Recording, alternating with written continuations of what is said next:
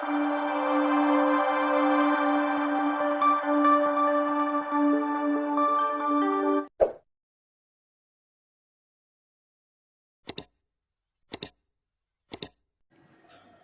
Friends, இது கலியுக தீர்ப்பு முழு நாவல் அத்தியாயம் 6. சுருதியின் நிலை நர்ஸை பயப்படுத்த அவசரமாக மூச்சுக்குழலை எடுத்து சரி செய்த நேரம் சுஜாதா டாக்டரோடு உள்ளே நுழைந்தாள். நீங்கள் கொஞ்சம் வெளியில் வெயிட் பண்ணுங்க என சுஜாதாவை வெளியே அனுப்பிய டாக்டர் சுருதிக்கு அவசர சிகிச்சையை ஆரம்பிக்க வெளியே வந்த சுஜாதாவோ விம்மத் தொடங்கினாள். இப்போ கொஞ்ச நாளாவே சுருதியின் உடலில் மாற்றம் ஏற்பட்டு பின் நார்மலாகி பயமுறுத்தி கொண்டே இருந்தாள். பெற்ற மனது நொடி ஒழுது நிம்மதி இல்லாமல் பரிதவித்து கொண்டே இருந்தது. தன் மகள் தனக்கு கிடைப்பாளா என்ற சந்தேகமே சுஜாதாவுக்கு வந்துவிட்டது. தினமும் உயிர் போய் உயிர் வரும் நிலையில்தான் சுருதி அவளை வைத்திருந்தாள். இப்போது அவளின் ஒரே ஆறுதல் மதன்தான். அவன் மட்டும்தான் சுருதிக்கு இப்படி ஆன நொடியிலிருந்து அவர்களோடு இருக்கிறான். சுருதி இவனை பற்றி அடிக்கடி வீட்டில் பேசியதுண்டு. இந்த வீட்டிற்கு புதிதாக வந்த நொடியிலிருந்து இந்த 2 வருடமாக பல உதவிகளை செய்துள்ளதாக சொல்லியதும் உண்டு. ஆனால் ஒரு நாள் கூட அவனை வீட்டிற்கு அவள் அழைத்து வந்ததில்லை. அப்படி இதுவரை பெரிதாக பழகாத அந்த பையன்தான் இன்று அவர்களுக்கு உதவியாக இருக்கிறான். விஷயம் உலகத்துக்கே தெரிந்துவிட்டது. பக்கத்தில் இருக்கும் சுருதியின் அப்பாவிற்கு தெரியாமலாயிருக்கும்? இந்த சூழலில் கூட வந்து நிற்க தோன்றாத ஒரு ஈனப்பிரபியோடு 10 வருஷம் வாழ்ந்திருக்கிறேன் என்ற நினைப்பே சுஜாதாவை வலியின் உச்சத்திற்கு அழைத்து வர குலுங்கி அழுதாள் பெண்ணவள். வாழ்வில் எத்தனையோ கஷ்டங்களை சுஜாதா அனுபவித்திருக்கிறாள். வாழ்க்கையோட பெரும் பகுதியை வலியோட கையில் ஒப்படைச்சுதான் அவளோட வாழ்வு இருந்திருக்குது. சுருதியோட அப்பா இவங்களை விட்டு சென்றபோது சுருதிக்கு வயசு 6, வித்யாவுக்கு 3.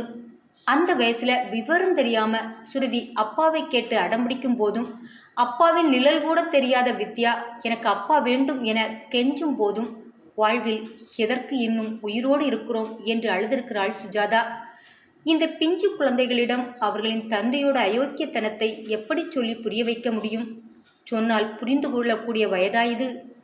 பதில் சொல்ல முடியாமல் வாழ்வில் அவள் பரிதவித்து நின்ற நொடிகள்தான் அதிகம். ஆனால் சுருதி வளர வளர இதை பற்றி கேட்பதை நிறுத்தி கொண்டதும் மட்டுமல்லாமல் வித்யா கேட்கும்போது அதட்டவும் ஆரம்பித்தாள். அப்பாவா? நமக்கு அப்படி யாரும் கிடையாது.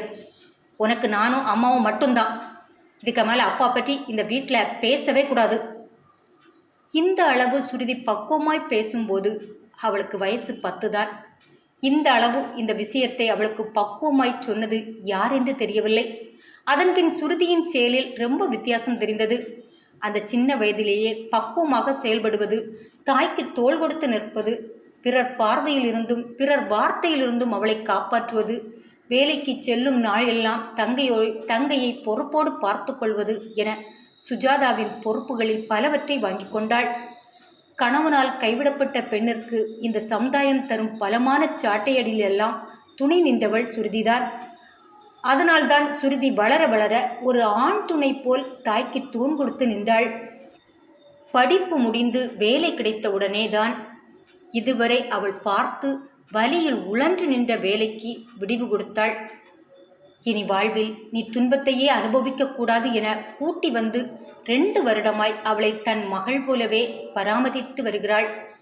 அன்று கூட சுஜாதா எவ்வளவோ சொன்னாள். வேணாண்டி, நான் என்ன குழந்தையா? எனக்கு போய் பிறந்த நாள் பார்ட்டி வைக்கிறா? மண்ணில் பிறந்த எல்லாருக்கும் பிறந்த நாள் கொண்டாடலாம். அதென்ன குழந்தைகளுக்கு மட்டும் கொண்டாடுறது? எனக்கு இப்போ என் அம்மாவும் குழந்தை தான். இந்த குட்டி பொண்ணுக்கு அழகான பட்டு சாரி எடுத்துகிட்டு வந்து பீரோவில் பத்திரமா வச்சுருக்கேன். ஷார்ப்பாக 4 மணிக்கு பட்டை கட்டிட்டு தேவதை மாதிரி நிற்கிறா. உன் பொண்ணு 1 ஹவர் பர்மிஷன் கேட்டுட்டு ஓடி வந்துடுவேன். சொன்னவள் தாயின் நாடியை பிடித்து தாங்கியவாறு அவள் கன்னத்தில் முத்தம் வைத்துவிட்டு தங்கை பக்கம் திரும்பி, வித்யா, நான் வர்றதுக்குள்ளே நீ அம்மாவை ரெடி பண்ணி வீட்டை சுத்தம் பண்ணி வச்சிடு. நான் வீட்டை அலங்காரம் பண்ண பொருட்களோடு வருவேன். இன்று அம்மா பிறந்த நாளாக அமர்க்கலப்படுத்திடணும்.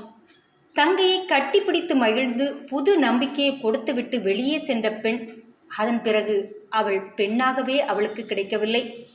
இந்நாள் வரை அவளையும் அவள் குடும்பத்தையும் தாங்கி நின்ற தூண் இன்று தலை சாய்த்து படுத்துவிட்டது.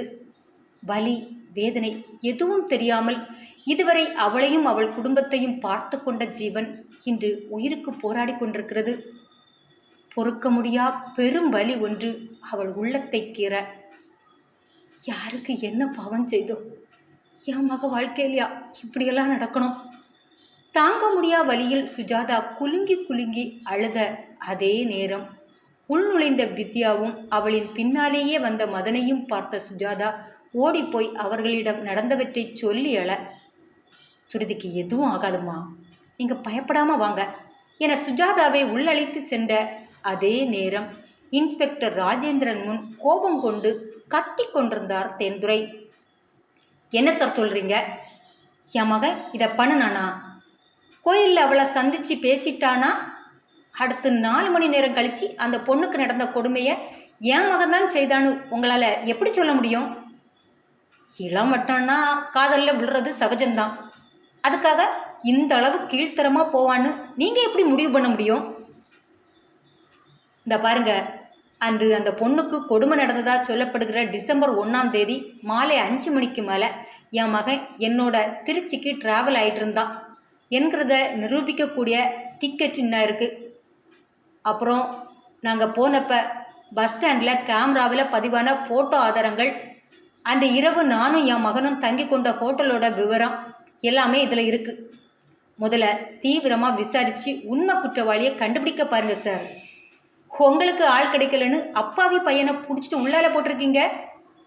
தேன்துரை கோபத்தில் கத்த அவர் நீட்டிய ஆதாரங்களை வாங்கி பார்த்த சரவணன் உண்மைத்தன்மை இருப்பதை உணர்ந்து இன்ஸ்பெக்டர் ராஜேந்திரனை பார்க்க அவனை கூர்ந்து பார்த்தவன் அவன் கையில் இருந்த சாட்சியங்களை வாங்கி பார்த்தவாறு யோசனையில் ஆழ்ந்ததும் தேன்துறையோடு வந்த வக்கீல் வெங்கட்ராமன், நீங்கள் சொல்கிற எதுவுமே சரியான ஆதாரமாக எடுத்துக்க முடியாது இன்ஸ்பெக்டர். ஃபேஸ்புக்கில் பல பேர் மெசேஜை டெலீட் பண்ண தான் செய்வாங்க. தன்னுடைய பர்சனல் வெளியே தெரிய வேணாம் என்கிற காரணத்துக்காக அழிச்சிருக்கணும். அப்புறம் அதில் எழுதின வரிகள் எமோஷ்னலாக பல பேர் பலவிதமாக பேசுவாங்க. அப்புறம் ஏண்டா பேசணும்னு மனசு வருந்துவாங்க. சொல்லிட்டோமே செய்துடுவோன்னு யாரும் எந்த தப்பையும் செய்கிறதில்ல. அப்படி செய்யும் அளவு பையன் மோசமானவனும் இல்லை. ஏதோ ஏதோ தன் காதலை ஏற்றுக்காத கோபத்தில் சொல்லிட்டான், அவ்வளோதான். அதை வச்சு இவன் தான் அதை பண்ணுனான்னு எப்படி சொல்ல முடியும்? அதுதான் அந்த பொண்ணு மேலே ஆசிட் ஊத்தலையே. சைக்கோ எவனோ ஒருத்தன் செய்த செயலை படிச்சுட்டு இருக்கிற இவன் மேலே வைக்காதுங்க. மேலும் இவன் செய்யலை என்கிறதுக்கு எங்கள்கிட்ட வலுவான ஆதாரம் இருக்குது. கூடவே அந்த பொண்ணை ரேப் பண்ணி இவ்வளவு சித்திரவதை பண்ணினவன் ட்ரக் யூஸ் பண்ணிட்டு இருந்தான்னு மெடிக்கல் ரிப்போர்ட்டு சொல்லுது. கூடவே இது ஒரு ஆள் செய்ததில்லை, குறைஞ்சது 3 பேராவது இருக்கும்னு அதே ரிப்போர்ட்டு சொல்லுது. இப்போ நீங்கள் குற்றவாளின்னு கொண்டு ஜெயிலில் போட்டிருக்கீங்களே, அவனுக்கு இப்படியான பழக்கமும் இல்லை, கூட்டு சேர்த்து வெளியில் சுற்றுறதும் இல்லை. நீங்கள் வேணா பிளட் செக் பண்ணி பாருங்கள். வக்கீலின் வாதம் கோர்ட்டுக்கு போகும் முன்னே இன்ஸ்பெக்டர் ராஜேந்திரனை யோசிக்க வைத்தது. அடுத்த 3 வாரமாக இந்த கேஸ் கோர்ட்டில் விவாதத்திற்கு வந்தாலும் இன்ஸ்பெக்டர் கோர்ட்டுக்கு செல்லவில்லை. காரணம், பாலுவின் அப்பாவிடம் இருந்த ஆதாரங்கள் எப்படியும் நிச்சயம் அவனை வெளியே கொண்டு வந்துவிடும் என்பது அன்றே அவருக்கு உறுதியாகிவிட்டது. எனவே சரவணனிடம் பொறுப்பை ஒப்படைத்துவிட்டு வேறு பக்கம் யோசிக்க ஆரம்பித்தார். ஆரம்பத்தில் மகனை காப்பாற்ற மிஸ்டர் தேன்துரை பணம் கொடுத்து சாட்சியை ரெடி பண்ணி இருக்கிறார் என்றுதான் நினைத்தார். ஆனால் அவர்களின் ஒரு வாதம் அவரை யோசிக்க வைத்தது. குடிக்கு அடிமையாகி போனவர்களால் தான் இது நடந்திருக்கிறது என்பது ஹாஸ்பிட்டல் ரிப்போர்ட். ஆனால் பாலுவுக்கு அந்த பழக்கம் சுத்தமாக இல்லை. இந்த விஷயம்தான் இடித்தது. அப்போதே இன்ஸ்பெக்டர் ராஜேந்திரனுக்கு தெரிந்து போய்விட்டது குற்றவாளி பாலு இல்லை என்பது. அதனால்தான் பாலு கேஸ் முடியும் வரை இன்ஸ்பெக்டர் ராஜேந்திரன் திருநெல்வேலியில் நிற்கவில்லை, சென்னைக்கு கிளம்பி வந்துவிட்டார். தினம் நியூஸ் சேனல்கள் இந்த விஷயத்தை வைத்து பட்டிமன்றம் நடத்த, அதனால் பொதுமக்கள் சோசியல் மீடியாக்களில் கருத்துக்களை பகிர்கிறோம் என்று வகைத்தொகை இல்லாமல் விவாதத்தில் ஈடுபட இன்ஸ்பெக்டர் ராஜேந்திரனுக்கு தான் பிபி எகிறியது. உண்மையில் சுருதியின் இந்த நிலைக்கு காரணம் போலீஸ் தரப்பு சொல்வது போல சுருதியின் காதலனா, இல்லை உயர்மட்ட பெரிய மனிதர்களின் மகனை காப்பாற்ற போலீஸ் வலையில் வீழ்த்த அப்பாவி பாலுவா? கேள்வி விவாதங்கள் ஆங்காங்கே விஸ்வரூபம் எடுத்தது. சுருதியின் விஷயத்தை அவசரப்பட்டு முடிக்க நினைக்கும் போலீஸ் துறை மேல் சந்தேகம் உள்ளது என ஒரு சாராரும், பாலு குற்றமற்றவன் என்றால் உண்மையான குற்றவாளி யார் என ஒரு சாராரும், பாலுவை குற்றவாளியாக்க போலீஸ் முயன்றதன் காரணம் என்ன என மறுசாராரும் ஆங்கங்கே கொந்தளிக்க ஆரம்பிக்க, ஸ்டேஷனில் தன் அறையில் மண்டையை பீத்து கொண்டிருக்கும் போது மனது பழமைக்கு தாவியது. இந்த கேஸ் தன்னிடம் வந்த போதிலிருந்து ஒவ்வொன்றாக நினைத்து பார்க்க ஆரம்பித்தார் ராஜேந்திரன். முதல் நாள் சுருதியை அந்த சாலையில் பார்த்த நொடி, அதன்பின் இந்த கேஸ் விஷயமாக சந்தித்த மனிதர்கள், சந்தேக வட்டத்தில் இருந்த குற்றவாளிகள், கடைசியில் பாலுவை சந்தேகம் கொள்ள வைத்த நிகழ்வுகள், அவனிடம் விசாரணையில் தெரிந்து கொண்ட முக்கிய நிகழ்வுகள் என இன்ஸ்பெக்டர் ராஜேந்திரனின் மூளை அதி வேகமாக யோசித்து கொண்டிருக்கும் போது, சம்பந்தமே இல்லாத 50-55 வயது மதிக்கத்தக்க ஒரு மனிதர் அந்த போலீஸ் ஸ்டேஷனுக்குள் கம்பீரமாக நுழைந்தார். கசங்கிய லுங்கியும் அழுக்கேறிய சட்டையோடும் வந்தாலும் அந்த மனிதரின் முகத்தில் ஒரு திமிர்தனம் தெரிந்தது. நேரே ஏட்டு சுரேந்திரனிடம் வந்த அந்த ஆசாமி, இன்ஸ்பெக்டர் பார்க்கணும் எனச் சொல்ல, அவனை நிமிர்ந்து பார்த்த ஏட்டு சுரேந்திரன் ஒரு நொடி அமைதியாகி பின் தன் வலது பக்கம் இருந்த இன்ஸ்பெக்டர் ராஜேந்திரனின் அறையை காட்ட, வந்தவன் தெனாவட்டாய் இன்ஸ்பெக்டர் அறைக்குள் நுழைந்தான். அனுமதி கேட்டு உள்ளே வந்தவனை பார்த்த இன்ஸ்பெக்டர் புருவம் சுருக்கி கொள்ள, ஒரு பெரிய கும்பிடு ஒன்றை போட்ட அந்த ஆசாமி சொன்ன வார்த்தையை கேட்டதும் துடித்து போய் சேரிலிருந்து துள்ளி எழுந்து விட்டார் ராஜேந்திரன். அவன் சொன்னதை நம்ப முடியாமலும் நம்பாமல் இருக்க முடியாமலும் குழம்பி போய் அவனை அதிர்வோடு பார்த்து நின்றார் ராஜேந்திரன். அத்தியாயம் தொடரும். என்ன ஃப்ரெண்ட்ஸ், நாவலோட இந்த பகுதி எப்படி இருந்தது என்கிறத மறக்காமல் எனக்கு கமெண்டில் சொல்லுங்கள். நாளைக்கு இந்த நாவலின் அடுத்த பகுதியோடு உங்களை சந்திக்கும் வரை உங்களிடமிருந்து விடைபெறுவது உங்கள் செல்வம்.